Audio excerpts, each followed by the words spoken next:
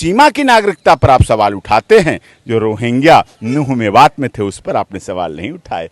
अंग्रेजों का शासन काल भी अच्छा था, तो वो कौन से घर हैं जो हमारे लोगों को टारगेट करने के लिए बने? वो कौन से लोग हैं जो अपने पड़ोसियों को टारगेट करने के लिए बने हैं? वो की नाकामी नजर आती है, क्योंकि हिंदुस्तान के लिए और पूरे विश्व के लिए बहुत शर्मसार होने वाली बात है, क्योंकि जब उनकी कोई यात्रा निकाली जाती है तब जो लोग हैं वो चुप रहते हैं, पर उसके बाद जब यात्रा निकाल जाती है तो वो दूसरा समुदाय है, उसकी तरफ से कुछ ना कुछ एक ऐसे एजेंडा। हाँ, अब ये होने लगा है। अब इस देश में बहुत तेजी से बढ़ रहा है, इसलिए एलआईओ को, सीआईडी को इस पर कठोर कदम, हाँ मानता हूं मैं, हरियाणा सरकार, खट्टर सरकार, मजबूत सरकार, अनिल विज जी गृह मंत्री की सरकार इस बात को लेकर चलती है कि कोई दोषी छोड़ा ना जाए और निर्दोष पकड़ा ना जाए।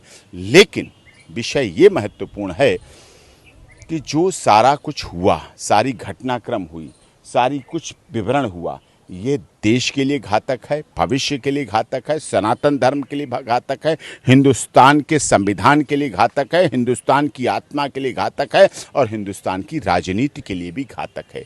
जो आज लोग खुश हो रहे हैं कि ठीक है एक समुदाय के लोग मारे गए, उन्हें भी सोचना चाहिए आग जहां से शुरू होती सबसे पहले वहीं जलाती है। अब विपक्ष के लोग मणिपुर तो गए, मणिपुर की बात की, मणिपुर के लिए गए, अच्छी बात है, मणिपुर की भी बात करो, कोई बुराई नहीं। लेकिन जो 100 किलोमीटर की दूरी पर नूह मेवात है, यहाँ भी नहीं जाना चाहिए विपक्ष को। सदन तो चल रहा है, यहाँ भी जाना चाहिए। यहाँ भी उस होमगार्ड वाले के, उस पुलिस अधिकारी के, उस वर्दीधारी के, जो वर्दीधारी नागरिक था, उसके भी मरहम, जो घर पे विधवा बैठी हैं, जो बहनें बिना राखी के बैठेंगी, जिनके माता पिता अनाथ हो गए, बुजुर्गों के सामने उनके बच्चों की लाशें उठ गईं, क्या उनके साथ, उन माता पिता के साथ कोई मरहम लगाएगा? उनके घाव पर मरहम लगाएगा?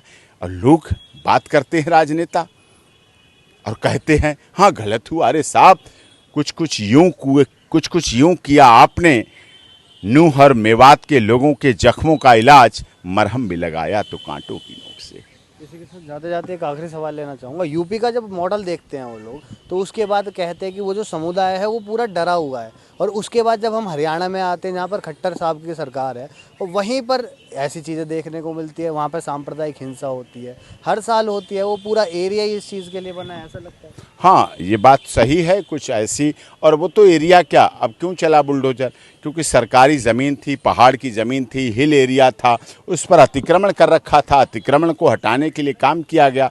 अतिक्रमण के हटाने में लोगों के घर हटे, टूटे, बच्चे बाहर हुए, बेघर हुए, दवाएं हटी, लोगों के बच्चों के दूध दानी टूटी, सब कुछ हुआ, बुजुर्गों का सहारा टूटा। मैं ये नहीं कह रहा, लेकिन इलाज क्या है? उन्हीं घरों से गोलियां भी चली, उन्हीं घरों से पेट्रोल बम चलाए गए, उन्हीं घरों से लोगों की हत्याएं की गई, उन्हीं घरों से लोग टारगेट किए गए। तो वो कौन से घर हैं जो हमारे लोगों को टारगेट करने के लिए बने? वो कौन से लोग हैं जो अपने पड़ोसियों को टारगेट करने के लिए बने हैं? वो कौन से लोग हैं जो वहीं रहते रहे, नूह में रहते रहे, मेवात में रहते रहे, उन्हीं से कमाते रहे, उन्हीं से दुकानें चलाते रहे, उन्हीं से अपने अर्थभाव को बढ़ाते रहे, उन्हीं से अपने रोजगार चलाते रहे, उन्हीं से।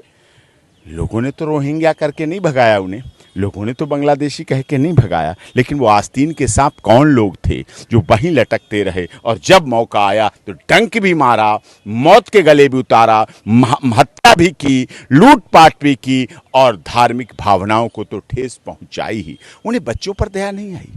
अंग्रेजों का शासन काल भी अच्छा था। जब जलियांवाला बाग कांड हुआ तो सॉन्डर्स का ट्रायल हुआ, सॉन्डर्स को बुलाया गया ज्यूरी के सामने, क्योंकि सॉन्डर्स की जिम्मेदारी पे वहां गोलियां चली थी। तो अंग्रेज अधिकारियों ने कहा, मिस्टर सॉन्डर्स, ये बताइए आपने जलियांवाला बाग किया, क्या आपको वहां बच्चे नहीं दिखे जिन पर गोलियां आपने चला दी? उसने कहा, लोगों ने हेल्प नहीं मांगी मुझसे, इसलिए मैंने गोलियां चलवा दी। फिर ज्यूरी ने कहा, बच्चा तुमसे कैसे मांगता हेल्प? एक बच्चा जिन पर तुमने लाशें बिछा दी, बच्चों की मरवा दिए, वो तुमसे कैसे हेल्प मांगते? वो क्या कहते तुमसे, वो बताओ मुझे।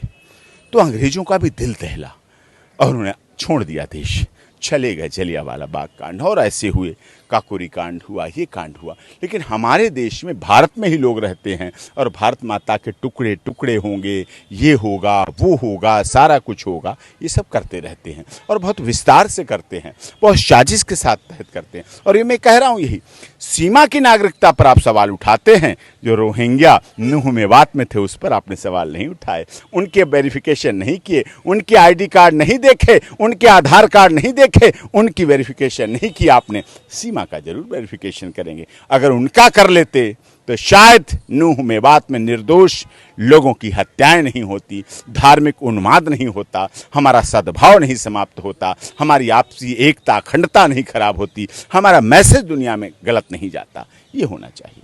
बहुत बहुत शुक्रिया हमको अपना समय देने के लिए। तो जैसे अभी आपने देखा सुना, हमने बात की AP सिंह जो अधिवक्ता हैं सुप्रीम कोर्ट के, जिनका साफ तौर पर यही कहना था नूह के मामले में कि अगर रोहिंग्यास को शरण देनी थी तो उनका सबसे पहले वेरिफिकेशन होना चाहिए था, उसके बाद ही होना चाहिए था। अगर सीमा हैदर जैसे लोगों को आप नागरिकता देने की बात करते हैं और वहाँ पर रोहिंग्यास को ऐसी जगहों पर बिठाते हैं जहाँ पर दंगे होने की आशंका रहती है, तो जहाँ पर दंगे होने की आशंका रहती है तब ऐसी चीज़ें सामने आने को मिलेगी। खैर, आपको क्या कुछ लगता है इस विषय पर हमारे साथ साझा करना बिल्कुल ना भूलें।